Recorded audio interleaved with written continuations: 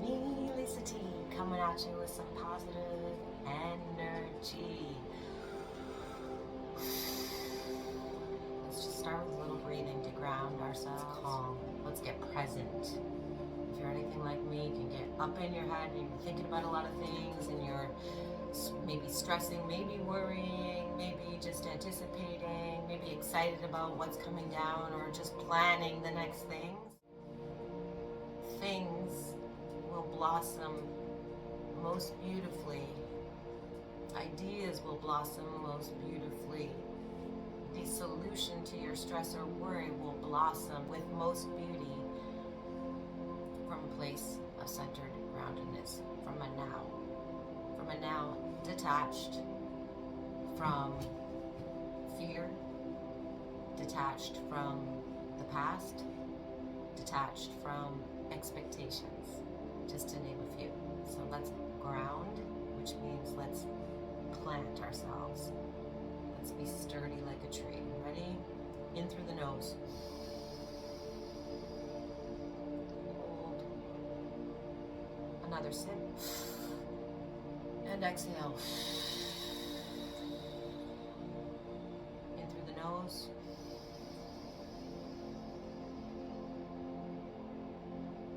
Take another sip. And exhale. Feel your shoulders drop a little bit as you exhale there, and in through the nose.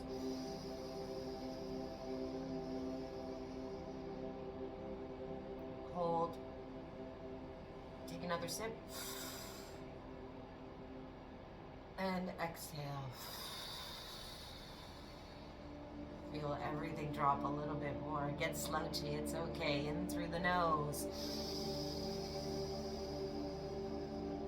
Hold. Take another sip. And exhale.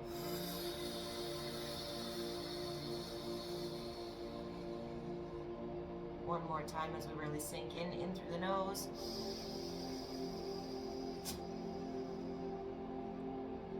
Hold. Take another sip. And exhale. What do you feel? What do you feel? Get aware.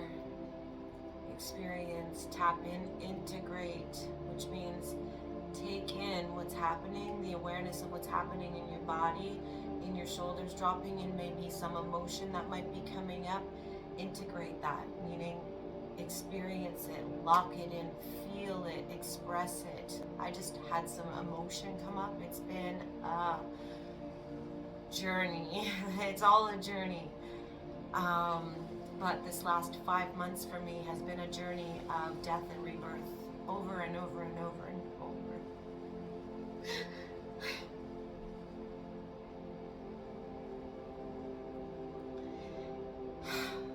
I have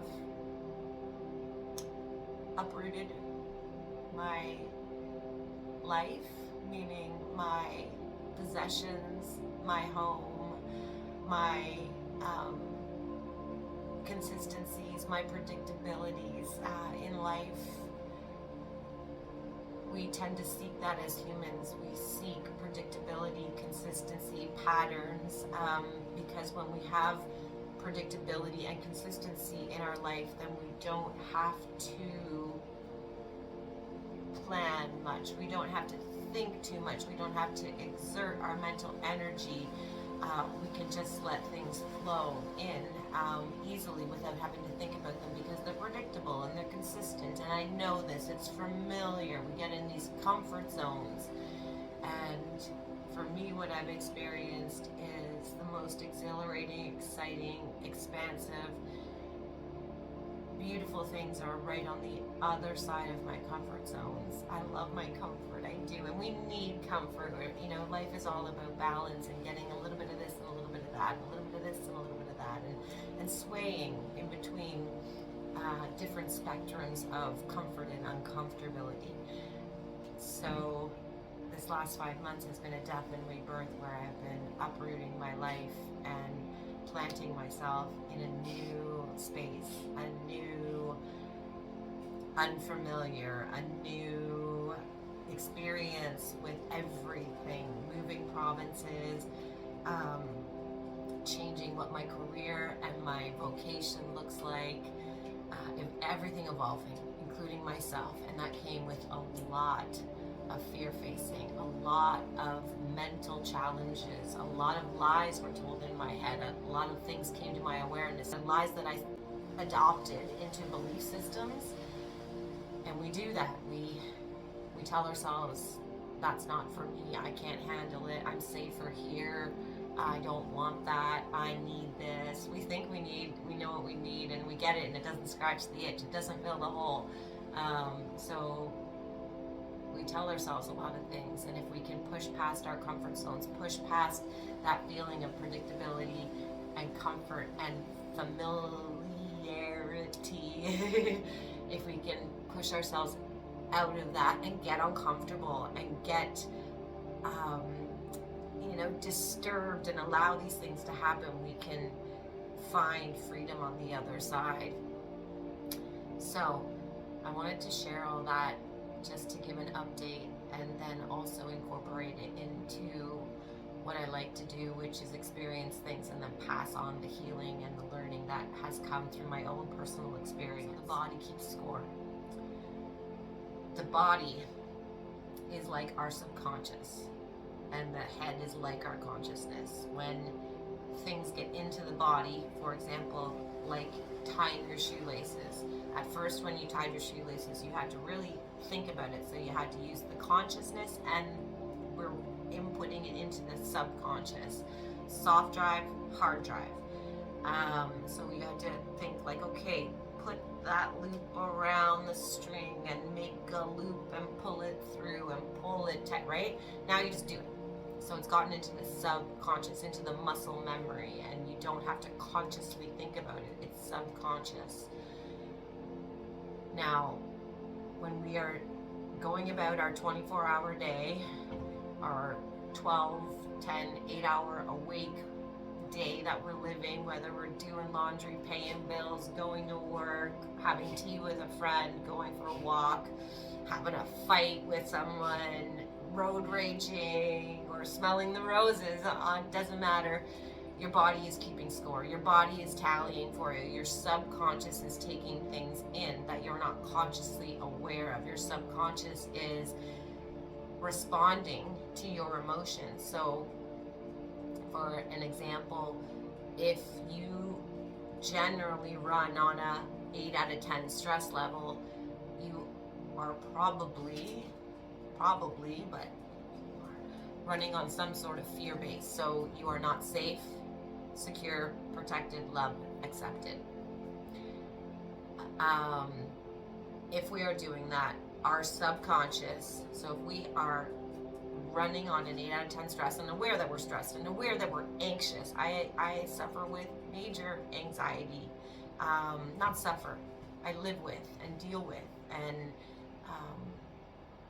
have been gifted major anxiety so that I can overcome it.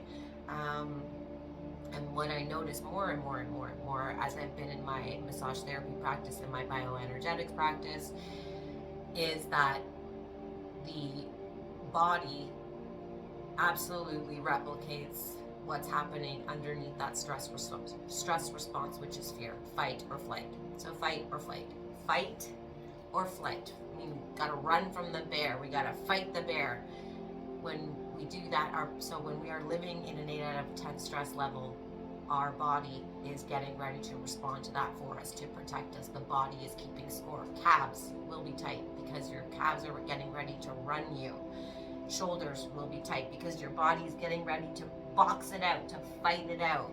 Neck will be tight because you are protecting. You're clenching down your head like a turtle to protect. Now, we're not going to be literally doing that position, but your muscles are engaging in that clenching, tension, tightening response because it's ready to protect you in that alluring or in that possibility of it's about to come. It's about to come. We are bracing for it about to come, and we're just getting into traffic. We're just going to a job. We're just going into a conversation. We're just going into a public space. So if we have social anxiety, your body's getting ready to fight or flight because you're feeling that anxiety, which is a fear. Fear of what's about to come. Anxiety is anticipating something not okay coming down the pipe, and depression is ruminating in something that already happened. So your body's keeping score. Recognize that. If you can recognize that, then we can show up for ourselves. You can't find the solution unless you know the problem. We think that we are just getting headaches. We think it's just part of life to get a headache. We think, oh, I'm getting old. We think so that I'm getting old and that's why my hips are crookedy, or that's why my back is sore, or that's why headaches are just something that happens, so that's why I'm getting one. No, it's your body screaming at you. That is your body talking to you, telling you, hey, I need you to pay attention. I need you to pay attention. My body, in this 5 months of uprooting, 3 months to uproot and 2 months to plan, in that 5 months, my body has kept score. And luckily, I am now planted in a new space where I have been a walker of my talker and non-stop, night after night, spent 2 hours stretching out my body, 2 hours self-massaging, 2 hours in meditation, all these things mixed into a 2-hour practice I've been participating in nightly. 2 hours just from living my life. I didn't go to the gym. I didn't lift heavy boxes. I didn't spend a whole day in laborious work, for 8 hours day after day. So that's why I'm going to stretch tonight. So what I'm highlighting here is you don't only stretch after a workout, after a golf game, after a baseball game, after lifting weights. You don't only stretch then. You need to stretch. We need to stretch on a regular basis, on a daily basis, because we use this body and it's keeping score all day. So, stretch. I think maybe I'll just end it with that. I just want to validate your experiences, explain your experiences, and let you know there is a solution when we know the problem. The problem is our minds. The problem is our thinking. The problem is our triggers. The problem is the past experiences we've gone through that we haven't processed with support from me or any other support system you can get with support to process those emotions, because those emotions are getting into your shoulder, they're getting into your neck causing you headaches, they're getting into your hip causing you low back pain, they're getting into your glutes causing you low back pain, it's getting into your neck muscles causing you tight shoulders, headaches, foggy brain, ad infinitum. So for now, I'll just say scroll back through my videos. There's lots of neck, shoulder, back, etc. stretches.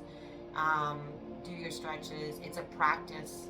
Don't get frustrated with yourself, and please keep watching, because I'm going to explain stretching in detail. It is not a one-size-fits-all. There is a starting point, a foundation that I can show you a neck stretch in, and then you have to find it within yourself what works. So I'm going to keep at it. I'm going to keep passing on the love, giving you the stretches that you need on a regular daily basis, just like eating, sleeping, breathing. Connection. Connect with me. Please give me a thumbs up. Please leave me a comment. I will respond. My mission, my purpose is to serve, to help. My purpose, my mission is to go through some hard stuff in my life, lots of hard stuff, find my way through and rise above it, and then pass on the lessons and the learnings that have come into my life because of the not giving up that I have been in my life, so that I can eventually pass it on. Thanks for watching.